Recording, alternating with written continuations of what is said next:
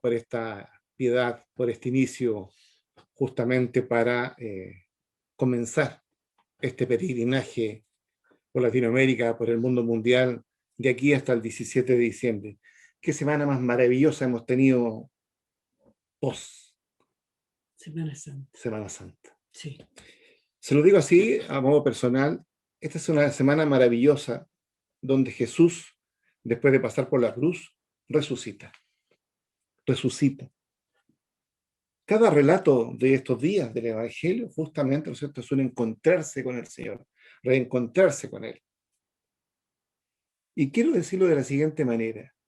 Juan y Pedro corriendo al sepulcro, como tantas veces lo hemos dicho en Latinoamérica.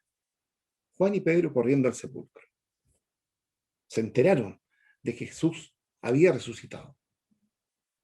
Juan, el más joven, llega primero al sepulcro, pero no entra. Espera a Pedro. Y lo hemos dicho, en este movimiento donde participamos todos, Juanes y Pedros, joven y mayores, hoy día nos toca presentar justamente a uno de los Pedros que tenemos en el movimiento, a un Pedro. De este Pedro yo podría decir muchas cosas. De este Pedro yo podría decir muchas cosas. Primero que nada que lo quiero mucho. Lo quiero mucho. Con este Pedro partimos peregrinando en 2015 rumbo a Venezuela. Agarramos nuestras maletas de chilenos de Chile y nos fuimos presencialmente a Venezuela. Y ahí empezó nuestro peregrinaje, nuestro caminar. Yo, Juan, y él, Pedro, por supuesto. Es notoria la diferencia. Por lo tanto, más que decir y hablar del currículum de Pedro, creo que es mejor que él lo diga. Yo sencillamente contento de que partamos con él porque es nuestro vocal de estudio. Platicó y Eugenio tiene más de 50 años en el movimiento. Todo un recorrido por distintos servicios. Y una de las tantas cosas que me hace a mí justamente quererlo mucho, por su perseverancia. Tanto Laticó como Eugenio, perseverando en el movimiento más de 50 años. ¿Qué mejor testimonio que ese para presentar a un dirigente, a un amigo, a un Pedro? Así que, Pedro, Eugenio Severín, Huidobro, bienvenido a esta sala de arroyos virtual para justamente hablarnos de una historia, unas personas. Activa tu micrófono porque vamos a comenzar, ¿no es cierto?, ya para que tú digas quiénes eres, qué sé yo, etcétera, etcétera. Yo creo que hice una muy buena presentación de un amigo al cual quiero mucho, ¿cierto?, de uno de los tantos Pedros que tenemos en nuestro movimiento y que todos queremos tanto. Bienvenido, buenas noches, Eugenio Severín. Buenas noches, Latinoamérica. Buenas noches, hermanos de los secretariados de los 18 países que integran este grupo latinoamericano. Creo que lo importante no es presentar personas, sino que sea el Señor el que se vea en definitiva. En la medida en que nosotros vamos desapareciendo, lo podemos dejar aparecer a Él. A veces aparecemos demasiado y lo tendemos a tapar. Por lo tanto, quedémonos por el momento con Pedro. Pero que el otro con que partimos de esta aventura también es un Pedro, que no se venga a disfrazar de Juan.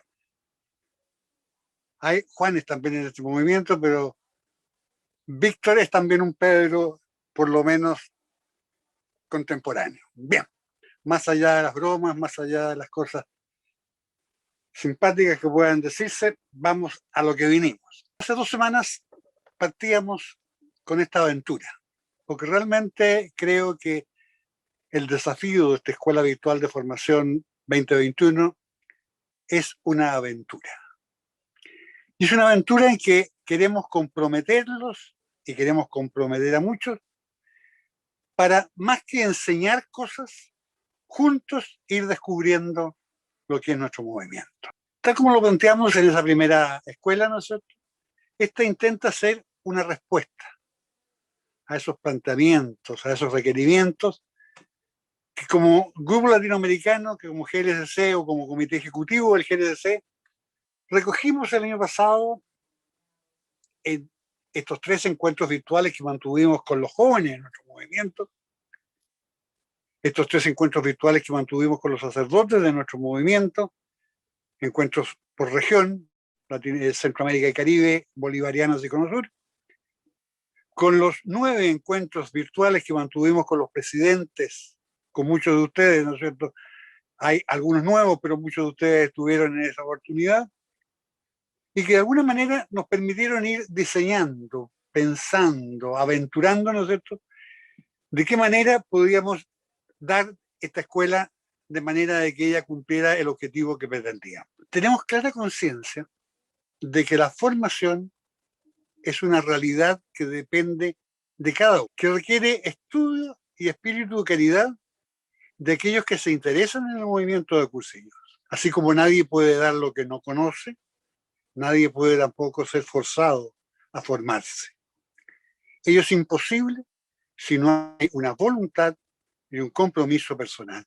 Y en este sentido, esta escuela virtual de formación que estamos reiniciando pretende entregar pistas, propuestas, que permitan que cada cursillista y cada dirigente, en la medida de sus fuerzas, en la medida de sus tiempos, en la medida de sus capacidades, en la medida de sus intereses, en la medida de su compromiso con nuestro movimiento, pueda crecer en su conocimiento de lo que es fundamental.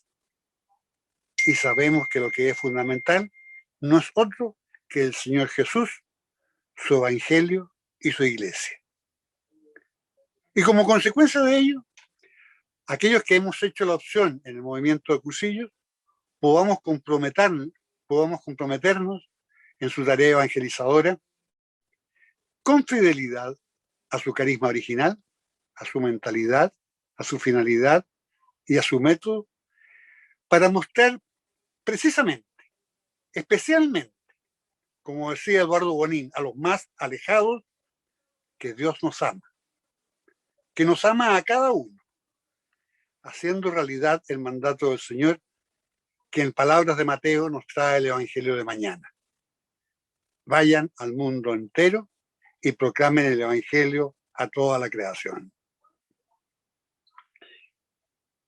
En la medida en que nuestra formación sea más completa, sea más comprometida, estaremos en mejores condiciones de responder también a esa propuesta que nos hacía el Papa Francisco este lunes recién pasado en el Ángelus.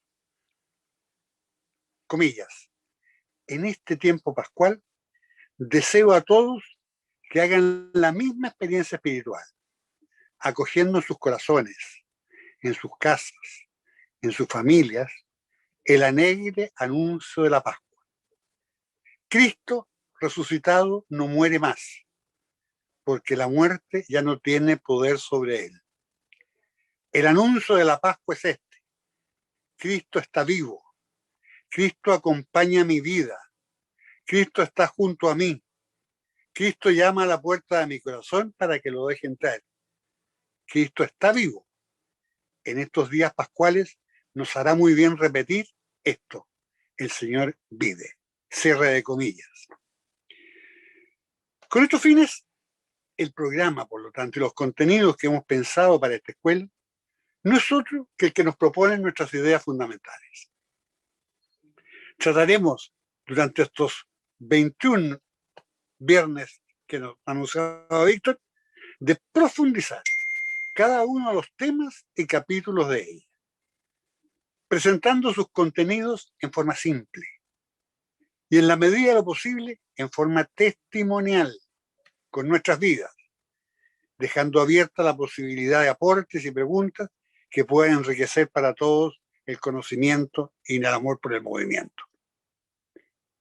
Y sin más vueltas, queremos invitarlo, como nos propone Ideas Fundamentales, a hacer juntos un acercamiento, una aproximación a la historia de nuestro movimiento. Historia que no solo veremos en esta oportunidad, sino que será un referente en varios de los temas que veremos a lo largo del año. Y si decimos que vamos a hacerlo a la luz de nuestras ideas fundamentales, partamos con ellas mismas, ¿no es cierto?, que en su número 1 nos dice lo siguiente: es necesario conocer la propia historia para reconocer la propia identidad, actualizarla y mantenerla, para hacer memoria agradecida del pasado, para vivir con intensidad el presente y abrirse con confianza al futuro. Es también una forma de crecer en unidad y responder a la exigencia de renovación que el espíritu inspira en función de las necesidades de los hombres y de las mujeres de hoy. Pretender hablar de la historia de algo supone siempre la referencia a hechos concretos, acaecidos en algún lugar y en alguna época determinada. Supone también testimonios fidedignos de esos hechos, que nos permiten hacer una valoración objetiva de ellos. Supone, por otra parte, el acopio de antecedentes, documentos, que fundamenten las afirmaciones que se hagan en relación a esos hechos. Y por sobre todo, supone una independencia que permita abstraerse de eventuales sentimientos o intereses que pudieran comprometer la objetividad. En relación a nuestros cursillos, si bien es cierto que desde su nacimiento han acaecido muchos hechos, en muchos lugares, hay muchos testimonios de quienes han participado en ellos a través del tiempo. Han ido desapareciendo en lo que ha corrido desde fines del siglo XX y este siglo XXI sus iniciadores. Y existen numerosos documentos, datos y antecedentes. No es menos cierto que su dinamismo creador, la fuerza de su radiación y la experiencia eficaz, la cual se vive también hoy, podrían presentar alguna dificultad para hacer una valoración objetiva de ellos desde un punto de vista histórico. Asimismo, el hecho de que nuestros cursillos sean obra de la gracia de Dios y sean tanto los caminos por los cuales en cursillos se llega o llega esa gracia de Dios, hace imposible objetivamente que podamos establecer un detalle completo de esos caminos. Son tantos los hombres y mujeres que mediante el cursillo han y hemos comprendido que Dios nos ama y que se han sentido llamados a descubrir a otros este amor personal de Dios, que sería imposible, estoy seguro, registrarlo todo y proyectarlo todo. Finalmente, en este aspecto, es tan íntima y personal la acción de Dios en cada uno de los hombres que al pretender encuadrarla en una historia, nos encontramos indefectiblemente con limitaciones de vocabulario. En consecuencia,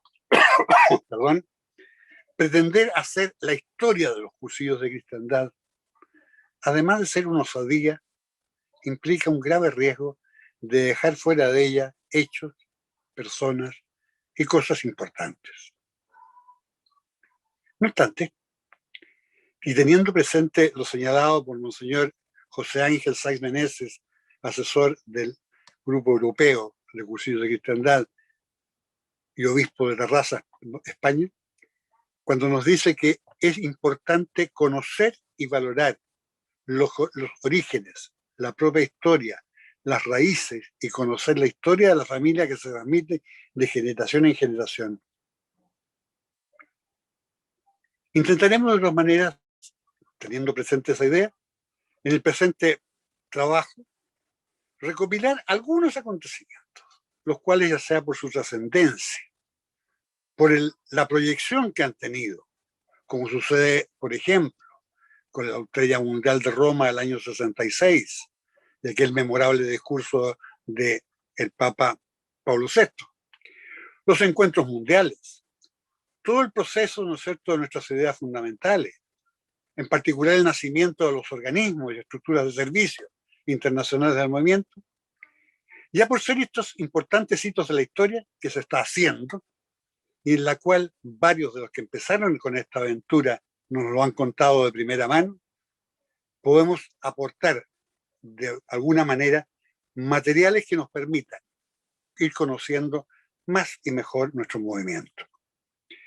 Por lo tanto, lejos de pretender referirnos a la única, a la verdadera, a la auténtica historia de los cursillos, y mucho menos a la historia oficial de los mismos, lo que además sería una exquisita demostración de soberbia y de falta de criterio, lo que intentamos no es ni más ni menos que recoger desde nuestra experiencia y vivencia de más de 50 años en este movimiento momentos objetivos, que más allá, y esto quiero ser muy claro sobre todo en estos tiempos, que más allá de pretendidas adhesiones al carisma inicial o al carisma fundacional, que más allá de supuestas fidelidades, descalificaciones o traiciones a determinados iniciadores o fundadores, nos permitan y nos ayuden a todos y a cualquiera de nosotros que esté de buena fe a tener este acercamiento a la historia del movimiento, a conocer hechos y personas que de alguna manera han permitido que estos sean lo que hoy son. Entendemos y asumimos que esta aproximación, que en esta aproximación no son ni van a estar todos esos hechos, todas esas personas o todos esos acontecimientos. Aceptamos también que pueden haber otros que desconocemos. Incluso respetamos que puedan haber interpretaciones distintas de algunos de ellos, con la certeza y con la tranquilidad de conciencia de haber tratado de investigar con la mayor seriedad y objetividad posible lo que aquí vamos a ir, apoyándonos para ello en el testimonio personal y en los escritos de algunos de sus protagonistas para respaldar estos hechos. Pero pienso que no podemos meternos en este intento de acercamiento a la historia de nuestros cursillos y a sus inicios sin referirnos previamente a una cuestión que evidentemente viene tensionando desde hace ya un tiempo la vida y la acción de nuestro movimiento. Como es el desacuerdo que existe en cuanto a que si este, más allá de la evidente acción del Espíritu Santo, nace formalmente como resultado de la acción de un grupo de iniciadores o es producto o idea de la iluminación de un solo fundador. Pues, aunque estoy por mis limitaciones muy lejos de definirme como aprendiz de nada, en el mejor de los casos como un buscador del reino y de justicia, personalmente me parece que desde hace ya algunos años hemos perdido un importante y valioso tiempo en discusiones bizantinas e inútiles sobre este tema, ya que más allá de las personas que habrían estado presentes en los comienzos de esta historia, al discernirse el carisma, iniciadores o fundadores, este fue en ese momento y sigue siéndolo hasta hoy un regalo que recibimos de Dios, porque Dios nos lo quiso entregar, habilitando en ese momento a algunas personas y habilitándonos al mismo tiempo. Y esto creo que es lo más importante de esta historia, habilitándonos al mismo tiempo hoy para que lo administremos en servicio de los demás. El carisma original, auténtico, es uno solo, que el Espíritu inspiró para dar origen, vida y continuidad a nuestros cursillos. Cuando se habla de iniciadores o fundadores, de los del 44 o los de 1949, de los de San Honorato, de Cala Figuera, no soy yo quien hace esta distinción, sino que me refiero a aquellas divisiones, productos de egos, autoestimas que se han creado por algunos que se sienten o pretenden a veces constituirse en dueños o administradores exclusivos de este carisma que tanto queremos. La circunstancia que haya divisiones en la aplicación del único carisma y como consecuencia de ello divisiones entre nosotros, no es otra que eso, desviaciones que no pueden atentar contra la esencia del carisma que sigue siendo el espíritu. Si los iniciadores que recibieron el carisma original del Espíritu Santo fueron 1, 3 o más, hoy eso es algo secundario. Si se llamaban Bonín, Gallá, Hervás, Huitor, Starela o como quiera que se llamaran, es también secundario. El carisma original no es ni más ni menos que ese Dios que en su eterno amor se nos sigue ofreciendo en Cristo, mediante la acción permanente de su Espíritu. Un proyecto de salvación, el que solo es posible en la Iglesia. En otras palabras, aceptar, vivir y proyectar el carisma es aceptar y proclamar que Cristo sigue siendo la única respuesta posible y válida para el hombre y para el mundo de hoy. El carisma, así entendido, sigue siendo hoy, como en la década del 40 del siglo XX, el único cauce eficaz para que el amor de Dios se lo podamos transmitir a otros hombres. La gran pregunta que deberíamos hacernos, en vez de discutir si somos de Eduardo o de Gallá, de Paulo o de Apolo, en vez de tratar de discernir si el huevo o la gallina fueron primero, es si nuestro movimiento está siendo hoy una respuesta válida para la evangelización. Es si nuestro movimiento es realmente, o está siendo realmente, siendo un instrumento para la renovación cristiana de la Iglesia y del mundo. Más importante que si los iniciadores, que sin lugar a dudas tienen ya un lugar en esta historia, fueron unos u otros, es hoy,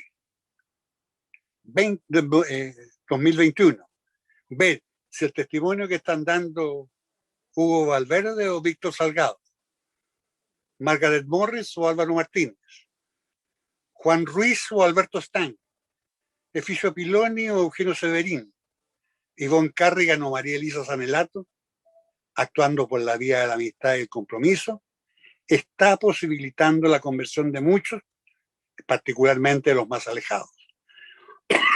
¿Nos está permitiendo una auténtica vivencia de los fundamentales cristianos?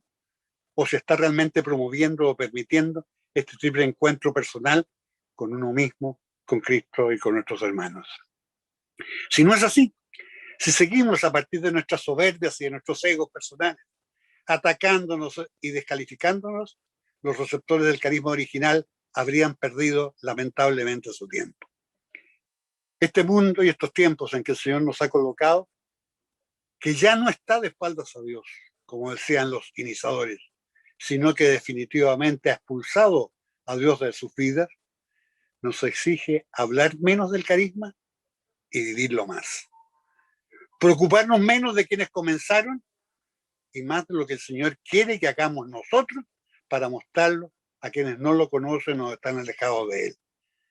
Dejando lo que configure Él nuestra mentalidad, dejando lo que impulse nuestro actuar diario, de manera que, manteniendo nuestra fidelidad a la inspiración original del Espíritu, seamos capaces de vivirla hoy con creatividad para que el hombre de hoy, especialmente el más alejado, pueda conocer por nosotros ese amor de Dios.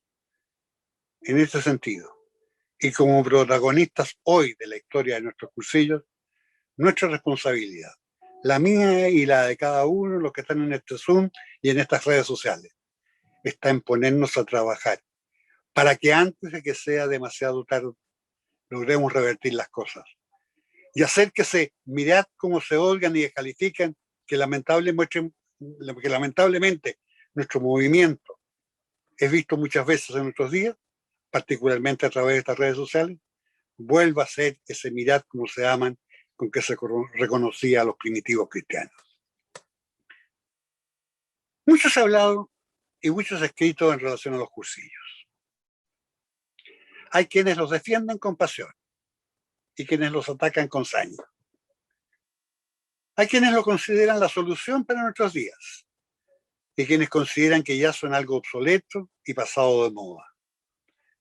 Hay quienes estiman que no aportan nada a una pastoral postconciliar o a la iglesia del siglo XXI, o a la iglesia Aparecida en América Latina, o a la iglesia del Papa Francisco en nuestros días. Y quienes, por el contrario, ven en ellos el mejor instrumento de dicha pastoral. Hay quienes dicen que no tienen hondura querigmática, y quienes para los cuales todo en ellos es querigma. Hay quienes los discuten porque los quieren, y hay quienes los discuten porque no los quieren. En resumen, nuestros cursillos, gracias a Dios, inquietan, interpelan, son en cierto sentido signos de contradicción. Sin embargo, dígase lo que se diga, existe una realidad. En nuestra iglesia de hoy, siglo XXI, está el hecho de los cursillos de cristiandad. Y ello es una circunstancia que no puede discutirse. Si bien, como lo analizaremos más adelante, el primer cursillo es el que se dio en el santuario de San Honorato, Mallorca, del 7 al 10 de enero del 49, existen una serie de antecedentes que podríamos decir van a formar parte de una prehistoria de nuestros cursillos y que demuestran que este maravilloso instrumento que el Señor ha regalado al mundo en el siglo XX no fue fruto del azar o de la improvisación ni creación de un pequeño grupo, sino el resultado de una seria, comprometida y laboriosa preparación que el Espíritu fue haciendo. Pues bien, si pretendemos aproximarnos a esa historia y tratar de entender el espíritu y la mentalidad de los cursillos, es necesario conocer también esta prehistoria, cuyos orígenes los vamos a encontrar en la década del 30 en España. Solo a la luz de sus orígenes es posible entender adecuadamente la historia de cualquier acontecimiento. En efecto, en 1931, España había iniciado un proceso revolucionario encabezado por las fuerzas de la izquierda política, socialistas, comunistas, anarquistas, liberales, nacionalistas vascos y nacionalistas catalanes, en el cual, aboliéndose la monarquía, se había instaurado la llamada Segunda República Española. En 1932, a raíz, en esta realidad sociopolítica, y durante la clausura del segundo Congreso de la Juventud de la Acción Católica Española en Zaragoza, a los pies de la Virgen del Pilar, su entonces presidente, un joven, Manuel Aparici, lanzaría la idea de realizar un tercer Congreso de la Juventud de la Acción Católica en Santiago de Compostela en 1937, aprovechando la oportunidad para proponer para ello una peregrinación nacional de jóvenes a la tumba del apóstol. Ello como una forma de demostrar frente a las organizaciones anticatólicas y anticlericales republicanas que los católicos también podían movilizar muchedumbres. Proyecto que, si bien comenzaría a prepararse, no llegaría nunca a concretarse, ya que el 18 de julio del 36 se provocaría el alzamiento nacional, encabezado por Francisco Franco, con el apoyo de fuerzas derechistas, internacionales, monárquicos, tradicionalistas, fascistas e incluso nuestra Iglesia Católica, con el pretexto de restaurar la monarquía. Esto es un golpe de Estado en contra de las fuerzas de esas leales a esa Segunda República, iniciándose con ello una guerra civil, la que luego de más de 3 años de enfrentamiento, al decir del escritor José María Gironella, le costaría a España 1 millón de muertos, culminando con el triunfo de la fuerza golpista de Franco y la introducción de una larga dictadura en un país que a esa altura estaba totalmente arruinado. Creo que es importante ubicar el contexto histórico en que van a nacer nuestros cursillos, que por eso estoy recogiendo un poco esa realidad que se daba en España. Es importante, eso sí, dejar claro desde la partida que, si bien Manuel Aparici va a jugar un importante rol en esta prehistoria y en el proceso de formación de dirigentes y de motivación espiritual de los peregrinos, supo inspirar a estos jóvenes, ¿no es cierto?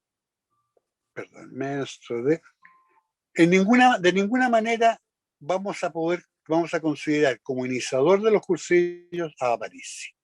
Esto porque más de alguna vez alguien ha pretendido que eso sea. Sabido es que durante el desarrollo de la guerra civil, el comportamiento y la actitud de los católicos fue diferente dependiendo del bando en el que se ubicaba o el territorio en que se encontraban.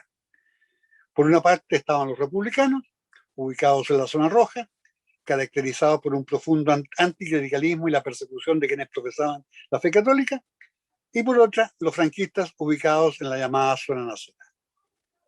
Mientras en la zona roja, el recuerdo de la guerra y las persecuciones se transformaría en la práctica en un espíritu de venganzas, de odios y resentimientos, en Mallorca, donde se iniciarían los cursillos, que estaba en la zona nacional, donde los católicos no solo no habían sido perseguidos, sino que en muchos casos habían colaborado con la eliminación y el castigo de los rojos, el prestigio social y político de la Iglesia estaba bastante deteriorado y venido a menos.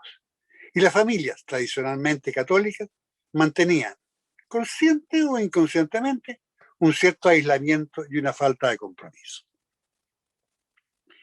Terminada la guerra del 39, y al retomar España una cierta paz impuesta en un clima de inseguridades y de cambios y transformaciones profundas, todas ellas en el marco de una profunda dictadura totalitaria, a Parisi, que a todo esto había sido ordenado sacerdote y designado asesor nacional de la Juventud de la Acción Católica, aprovechando la euforia de la posguerra y de una iglesia instalada en el bando de los vencedores, y a la cual el régimen instaurado por Franco reconocía un poder difícilmente imaginable, considerando que una demostración de fuerza que continuaba teniendo sentido, esta vez frente a la potente Falange, de alguna manera reactiva el proyecto de peregrinación, esta vez para 1948.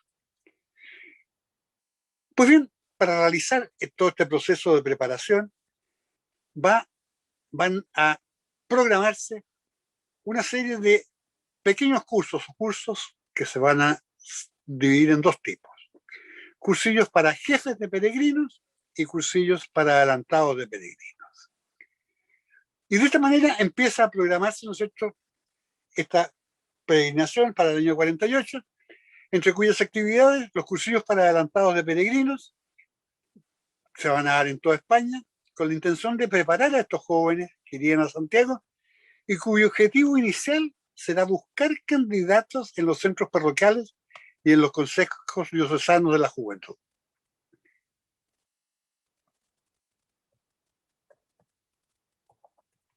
Ahora bien, concretamente en la diócesis de Mallorca, a partir del año 1941, se van a realizar 6 cursillos para adelantados de peregrinos, partiendo con la Semana Santa del 41, la Semana Santa del 43, en el cual, me detengo en esta, en el cual va a ser invitado y va a participar el joven Eduardo Bonín, participando con su primera experiencia.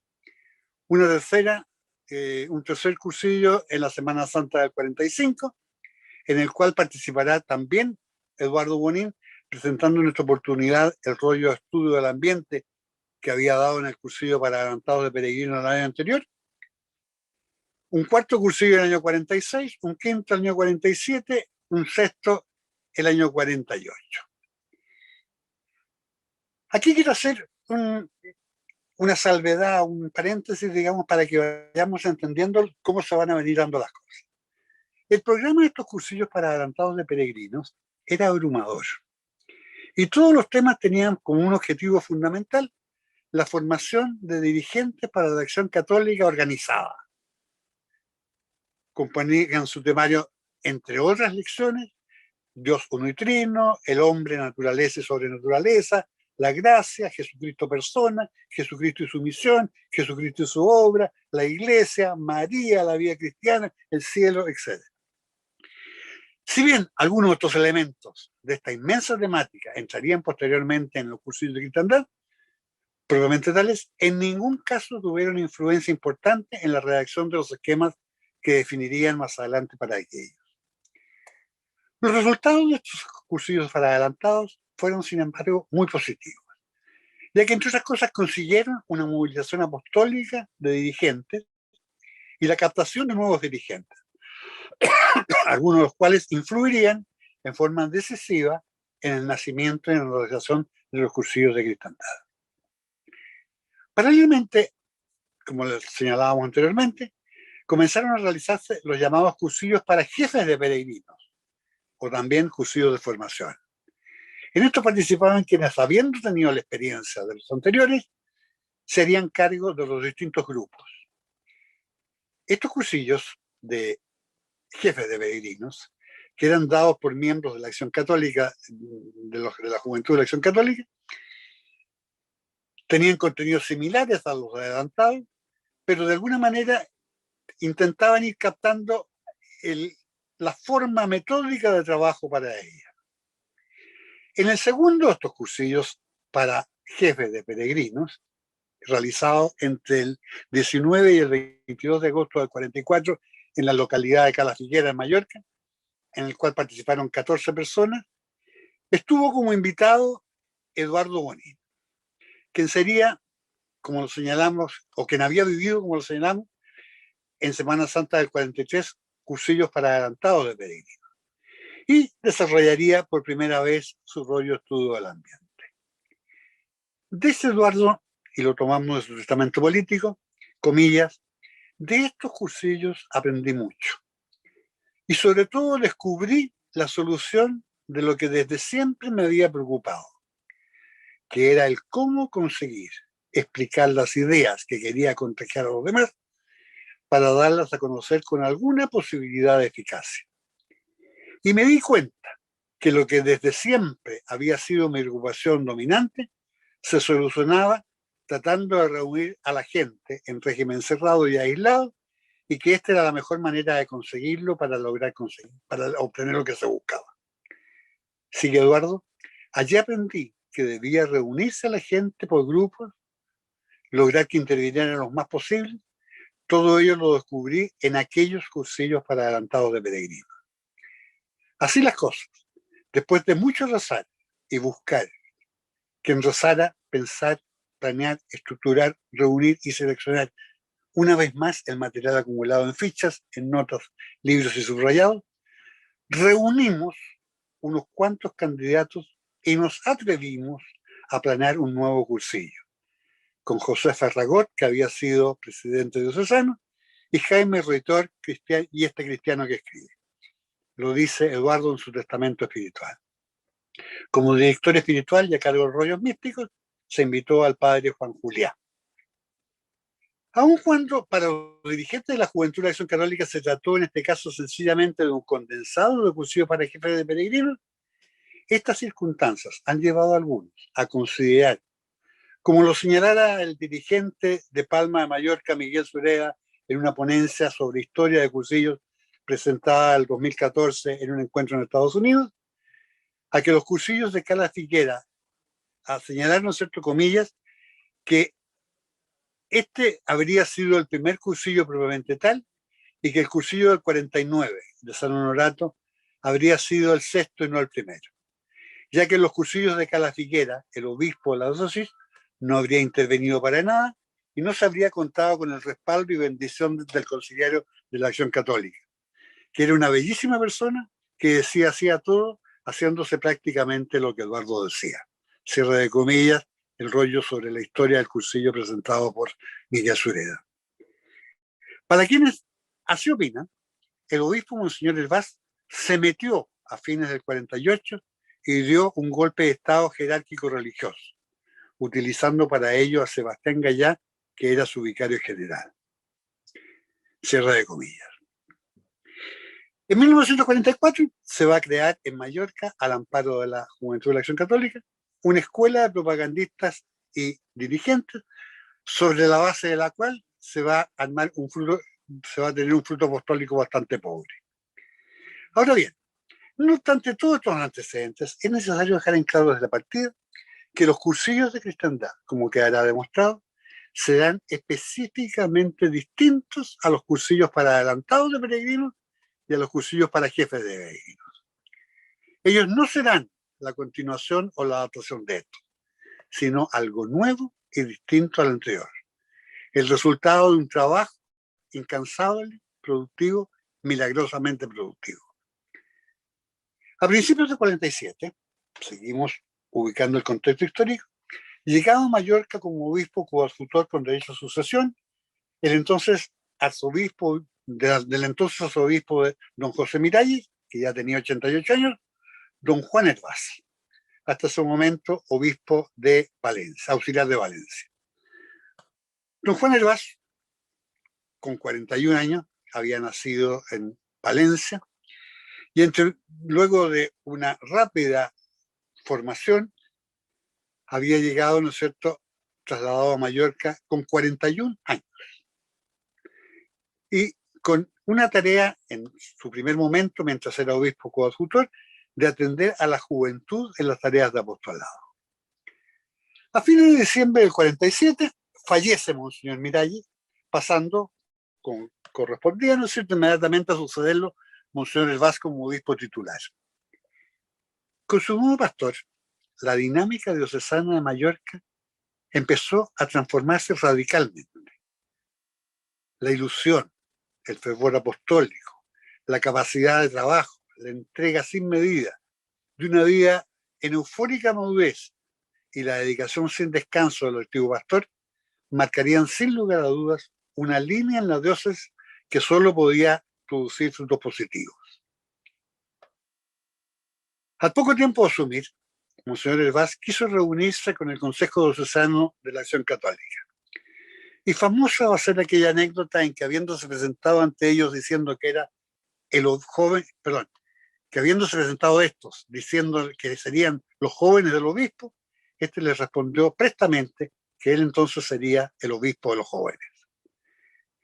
Tan entusiasmado quedó además con sus proyectos que, a objeto de mantener el contacto y la comunicación, acordaron celebrar semanalmente a los días viernes una misa, previo a lo cual hacía una meditación para los participantes y, como señalará también Eduardo Bonín en su testamento espiritual, después de la misa teníamos una pequeña tertulia y conversábamos con el obispo y le presentábamos a los nuevos cursillistas. Monseñor Hervás supo descubrir dónde había zonas sensibles. Supo captar las inquietudes, amparar iniciativas, impulsar hacia las metas más ambiciosas y orientar personalmente, incluso a costa muchas veces de ataques personales que iba recibiendo. Si alguna vez investigó, fue para corregir paternalmente. Como lo diría el padre Capó, captó la inquietud, amparó iniciativas, impulsó metas más ambiciosas y orientó personalmente hasta comprometer su propio prestigio por mantener sin miedo las reivindicaciones apostólicas de aquella juventud. O sea, el trabajo de que estaba realizando la juventud contaba totalmente con el apoyo del pastor. Tampoco fueron ajenas a Monseñor Hervás críticas, vejaciones y dolores a causa de los cursillos, todo lo cual llegaría incluso a influir en cierta manera más adelante en su traslado a Ciudad Real.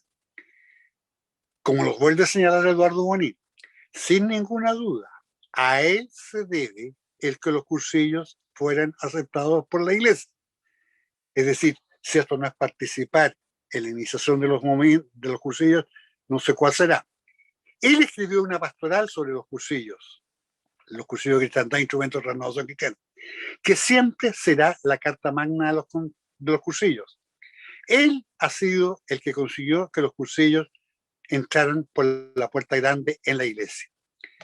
Es decir, al asumir Monseñor Hervás, designó como asesor diocesano al padre Sebastián Gallá, otro sacerdote joven ordenado en el año 37, famoso ya en la isla por ser un sacerdote muy comprometido y que provocaba mucha afección en los jóvenes. Será este hombre providencial también quien alentará a la juventud mallorquina de entonces una mística de acción y de entrega. Como lo señalará también Eduardo Bonín en su testamento espiritual, fue el único sacerdote que tuvo fe en este proyecto de los jóvenes que se iniciaba. Si esto no es ser también un iniciador del proyecto, no sé qué lo será. Y a pesar de que durante el proceso de gestación y en los primeros cursillos, sus múltiples ocupaciones muchas veces dificultaron una dedicación más selectiva, lo cual demostró siempre estar muy presente y muy interesado en lo que iba sucediendo, al extremo de que será el autor, ¿no es cierto?, de una serie de publicaciones en la revista Proa, que era la revista de la Acción Católica, apoyando todo ello, y se dio el tiempo para escribir más adelante completamente la Guía al Peregrino. Hombre de mirar profundo, intenso, callado, sabía escuchar e intervenir equilibradamente, sintetizando y enderezando, va a estar siempre en el centro de todo, pensando de qué manera podía ayudar mejor a salir adelante. Monseñor Hervás, perdón, Eduardo Bonín, Monseñor Hervás, Sebastián Gallá. A principios del 48, vuelve desde Roma a Jesús sacerdocio de la isla el padre Juan Capó, el cual, entre las funciones que se le van a asignar, el padre Capó era un hombre de una gran formación teológica, será asignado por Monseñor Hervás para secundar al padre Gallá en el apoyo a la actividad de los jóvenes. No es fácil describir la atractiva personalidad del padre Capó. El padre Francisco Forteza, otro de los iniciadores, llegará a afirmar que el padre Capó es uno de los seres con más cualidades que he conocido.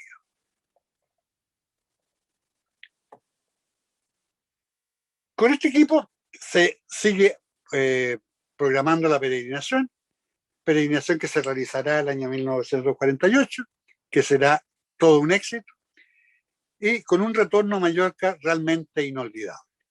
Voy también al hecho anecdótico, al recibimiento de los 100.000 jóvenes que participaron en Santiago de Compostela, solamente 150 pertenecían, perdón, 700 eran de Mallorca. Es decir, ni siquiera el 1%. 50.000 personas esperaban a la llegada del barco del puerto. La multitud caminó desde la plaza de la alcaldía o hasta la plaza de la alcaldía, donde el padre Sebastián Gallá, en su calidad de asesor diocesano, subiendo al balcón en andas de los jóvenes, planteó un nuevo desafío. Fuimos a Santiago para volver santos. ¿Y ahora qué? Mayores cosas nos esperan. A fines de noviembre o a principios de diciembre del 48, el Consejo Diocesano de la JACE intenta organizar un nuevo cursillo para enero del 49. Don Juan Capó plantea entonces algunos interrogantes. ¿Por qué, si los resultados han sido tan eficientes, se programa un cursillo y no se prevé el siguiente? ¿Por qué, si se producen tan buenos frutos, no se organizan con mayor frecuencia? ¿Por qué no pensar incluso en una vocalía especial en la Juventud de la Acción Católica que se haga cargo de estos cursillos? Un viejo adagio dice que por la boca muere el pez. Y tanto interés y tantas preguntas hizo el padre Capó que el padre Gallá lo designó como director espiritual para el cursillo que se daría en enero del 49, encargándole además que presentara 5 temas de tipo espiritual o teológico o rollos místicos, dejándole para estos efectos absoluta libertad. El padre Capó con el padre Palleras se pusieron a la tarea de preparar estas 5 charlas sobre la gracia, sobre los sacramentos y a preparar meditaciones para cada uno de los días. Como lo relatará el mismo el padre Capó más adelante en uno de sus libros, junto con Palleras tenían la obsesión de explicarle a la gente la verdadera dimensión del cristianismo desde la conciencia alertada de lo que era la gracia de Dios. En estos primeros cursillos, en nuestros primeros esquemas, como lo señalaba también el padre Capó en su obra citada, el rollo gracia habitual partía del concepto de la novedad radical que la gracia introducía en nuestra vida y se centraba en la explicación de la conversión y de la metanoia. Nada tenían que ver estos rollos con los rollos de los cursillos para adelantados y con los cursillos para jefes de peregrino. El rollo sacramentos, por su parte, que sufrió un cambio de ubicación, de alguna manera resultó un poco simplista porque tenía una visión demasiado sacramentalista y pobre, reduciéndose a una explicación pedagógica de lo que era cada sacramento. Como conclusión, podemos señalar que los cursillos van a adquirir un acento, una dinámica nueva a la luz de estos rollos místicos que centran la proclamación evangélica de la doctrina de la gracia. En resumen, entre quienes van a estar presentes en la gestación de este primer cursillo y que habían participado en los cursillos adelantados peregrinos, podemos mencionar a Eduardo Bonín, que sin duda estuvo desde 1943, a Guillermo Starelas, que estuvo desde el cursillo 2 del año 46, a Bartolomé Ruitor, a Andrés Rullán, dirigente de la JACE, a Juan Mir, miembro del equipo de de la JACE, quien sería el autor del rollo ideal, además de Onofre Arbona, quien además de haber participado en el segundo cursillo de jefe peregrino en Cala Figuera, fue miembro del Consejo Diocesano de la Acción Católica. Y además, ¿no es cierto?, de ello estaría el padre Francisco Suárez, amigo personal de Juan Capó, quien lo invitaría a participar en ello. Llegamos entonces así a 1949, fecha en la que comenzaba un nuevo cursillo. ¿Uno más? No. Se pensó que era uno más, pero resultó ser otro, en el que si bien se encontraban elementos de los cursillos anteriores, comportaban una realidad totalmente nueva. Y el equipo de ese primer cursillo lo integraron Juan Capó y el padre Guillermo Palleras como sacerdotes. El último día, el padre Sebastián Gallá como director espiritual. Eduardo Bonín fue el rector, Bartolomé Ruitor, Andrés Rullán, Guillermo Starelas como rollistas, Guillermo Fon y Onofre Arbona como auxiliares. Un equipo especial para un cursillo que a la larga resultaría también especial, ser el primero de la gran serie. Un equipo, y en esto también, si bien dijimos que íbamos a hablar de la historia, unos hechos, vamos a hablar de unas personas. Un equipo integrado por hombres de diversa fisonomía espiritual, de formación dispar, en el que se reunía lo tradicional y lo nuevo, la improvisación y la revolución, la sensatez, el miedo y la adolescencia. Un Eduardo Bonín no fácil de encasillar. Y en esto quiero hacer un paréntesis muy personal y testimonial. Creo, y que me siento, no solo creo, me siento que fui un gran amigo de Eduardo. Y le tengo un gran respeto y creo que sin él no habrían habido cursillos probablemente y la participación de los otros. Él tuvo la oportunidad, el año 1988, de recibir a Eduardo aquí en Chile, aquí en Viña del Mar, aquí en mi casa, donde estuvo una semana.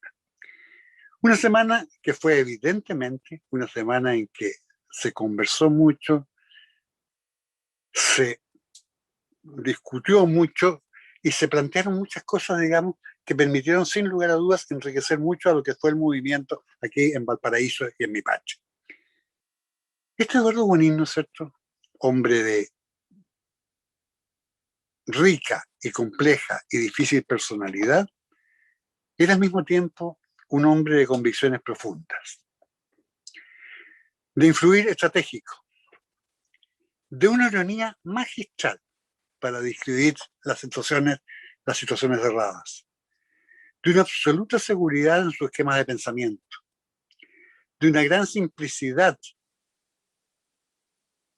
de una imaginación que suplía y suplantaba el razonamiento, con una claridad en lo que piensa y una tenacidad en lo que quiere, propia de quien ha sentido siempre la responsabilidad de la conducción, el carácter de dirigente, el liderazgo de Eduardo es indiscutible, consistente, metódico, incansable, tenaz, hombre que no descuidaba detalles y quizás el único que tenía programadas y sistematizadas todas sus intervenciones. El padre Capó, en sus pequeñas historias de la historia de los cursillos, va a decir lo siguiente, comillas: Eduardo, el nombre a secas lo califica sin ambigüedad posible. Es muy pronto para intentar un análisis sintético de su personalidad tan rica y compleja como difícil. Le ha caracterizado siempre un afán obsesivo que nace de una convicción profunda de influir estratégicamente siempre en una forma indirecta. Preguntas, consejos, sugerencias, la ironía magistral con que pinta las situaciones cerradas. Ha buscado siempre en el ardor de otros una especie de contrapeso. Encuentra en la pasión ajena el ámbito donde aportar la subjetiva y absoluta seguridad a sus esquemas de pensamiento. Procede por formas simples, esquemas con una imaginación que suple y suplanta el razonamiento, con una claridad en lo que piensa y una tenacidad en lo que quiere, propia de quien ha sentido siempre la responsabilidad de la conducción. Ese era Eduardo. Ese era uno de aquellos integrantes de este primer equipo, este cursillo 1 de Mallorca. Pero también estaba Bartolomé Ruitor, entregado, alegre, con una sensatez artesana, un carácter acompasado entre el sosiego espiritual, sin complicaciones y la tranquilidad casi burguesa de su fe ciega. Ruitor había asistido en septiembre del 46, invitado al cuarto cursillo para adelantados celebrado en Salvador, y en él habían participado Eduardo como rector y Guillermo Starelas como dirigente, y junto a los cuales tendrá una considerable participación en el futuro, en el inicio de los cursillos. En 1947, siendo presidente de la Juventud de la Acción Católica, Ruiz Tort va a participar en la peregrinación a Santiago de Compostela. Voy a apurarme porque un Andrés Rullán, ansioso y siempre dispuesto a dar más, con el ardor de una entrega llena de simpatías. Un Guillermo Starelas, físico de profesión, intelectual, pedagogo, conversador, a quien se atribuye, ¿no es cierto?, como dato anecdótico, que al haber introducido en los cursillos el canto de colores, existiendo dos versiones con respecto al momento en que ello se va a producir. Para algunos, el de colores, que con el tiempo se transformaría en el verdadero himno a los cursillos, se entonó por primera vez en el cursillo número 1 de San Honorato. Cuando, esperando el inicio de este, algunos asistentes, incómodos, nerviosos, muchos sin tener la menor idea de aquello a lo cual iban, y a lo que se sumaba una tormenta muy fuerte con truenos y relámpagos, lo que generaba un ambiente, ¿y por qué no nos vamos?, planeaban arrancarse. Habiéndose informado de ello a Eduardo, que era el rector, este le habría respondido que Starelas les ponga a cantar algo. Pensando en aquel como pedagogo, sabría cómo motivarlo. Starelas, recordando las canciones que cantaba en los días de estudiante y que eran repertorio obligado de aquellas estudiantinas y tunas que les ayudaban a juntar un poco de dinero para solventar gastos universitarios, tuvo la ocurrencia de elegir el de colores, canción originalmente interpretada por el trío mexicano Los Panchos, y la cual con la mayor naturalidad entonó e invitó a cantar. La cosa es que el canto introducido produjo un efecto de distensión y se consiguió pacificar los ánimos, lo que dejó muy contento a Eduardo. Para otros, entre ellos Guillermo Font, el de colores se va a entonar por primera vez en el cursillo número 2 celebrado en San Honorato. En efecto, quienes relatan esta segunda versión cuentan que en aquellos primeros tiempos, en razón de las distancias, los cursillistas debían dormir después de la clausura en San Honorato para regresar a Palma al día siguiente. El 29 de enero, el autobús que debía recogerlos se estropeó, por lo cual se atrasó en llegar y en ese momento el rector pidió a Guillermo Starelas que cantase algo e introdujo en ese momento la canción. Cuando haya sido el momento es lo de menos, pues la cosa es que cualquiera que sea la versión, hay una cosa cierta. El destino del de colores estaba echado, pasando a partir de ese momento a convertirse en nuestro himno oficial y convirtiéndose además en expresión de saludo que nos identifica y refleja nuestra alegría de vivir la gracia. Junto a ellos, Guillermo Font, voy adelantando porque me estoy demorando, veo mucho, el reloj me está asustando.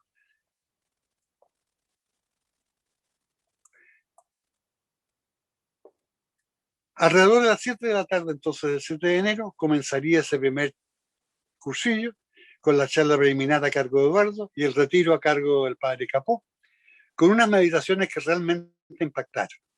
Luego un Vía Crucis y subrayado por Eduardo, la cena, la otra meditación, el rosario, las oraciones de la noche y a la cama.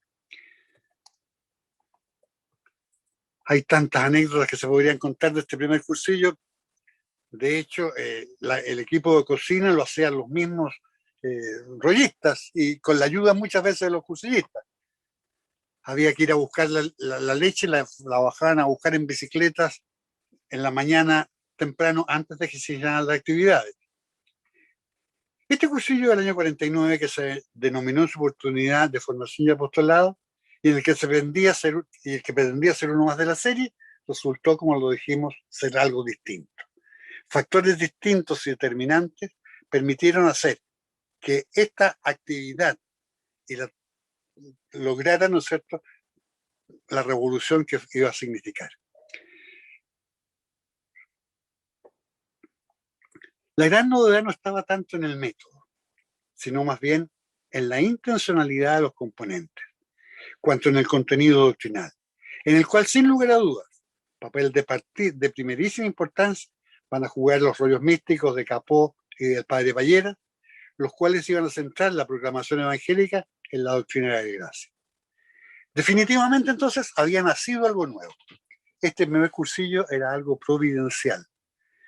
Providencialidad que no significa que como alguien pudiera creer en algo fortuito.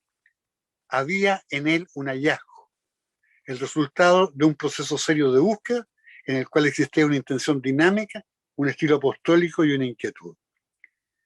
Eduardo Bonín, rector, como se ha señalado este primer cursillo, confirmará más adelante este especial carácter y esta novedad, y el nacimiento con ello de los cursillos de cristiandad. Al afirmar en un estudio publicado en la revista Proa, y leo textualmente, lo siguiente, comillas, debemos aclarar que estos cursillos son específicamente distintos de los cursillos para adelantados peregrinos y de los cursillos para jefes de peregrinos. Los cursillos de cristiandad no son la continuación o adaptación de aquellos antiguos cursillos, sino son definitivamente algo nuevo y distinto a lo anterior, el resultado de un trabajo incansablemente productivo. Es decir, estaba naciendo en ese momento una nueva realidad. En el presente y en el futuro, para los dirigentes e instituciones de cursillos, ¿no es cierto?, el pensamiento y la mentalidad del obispo Hervás, del Callá y de Bonín y de Capó son y serán la garantía de la obligada fidelidad a ese carisma original y la inmutable esencia, finalidad de estos cursillos. Vendrán luego los primeros pasos. Hasta junio del 49 se van a dar un total de 10 cursillos, todos ellos en el santuario de San Honorato. Al final del año 49, en un año, los cursillos ya eran 18.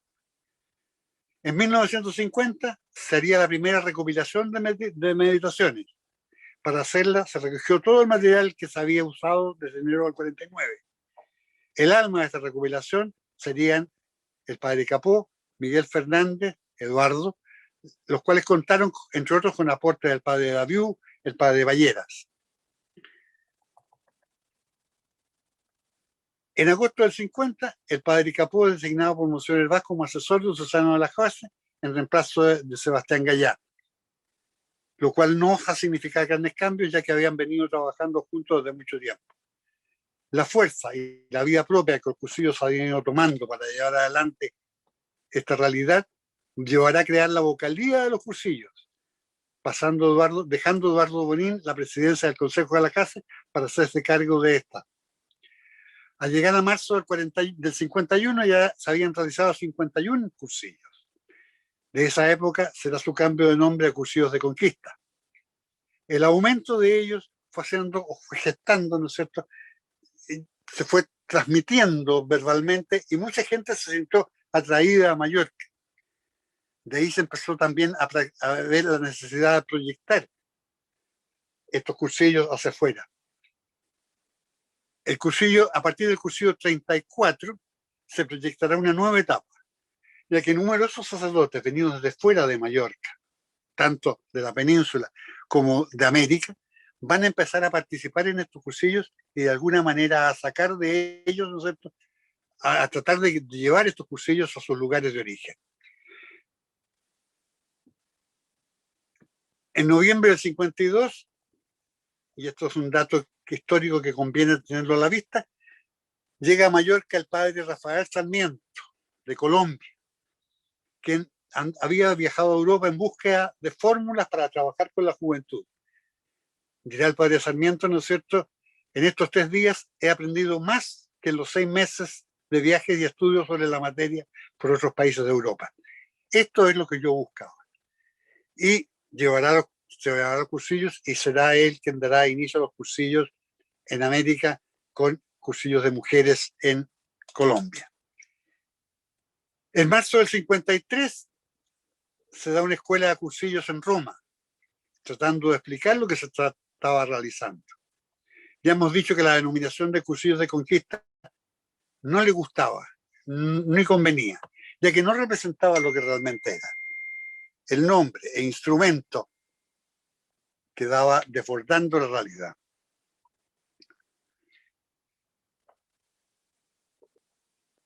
será el 20 de diciembre del 53, en que Monseñor Hervás, en una intervención tratando de explicar, dará con el nombre, Cursillos de Cristiandad, nombre que sería aceptado unánimemente.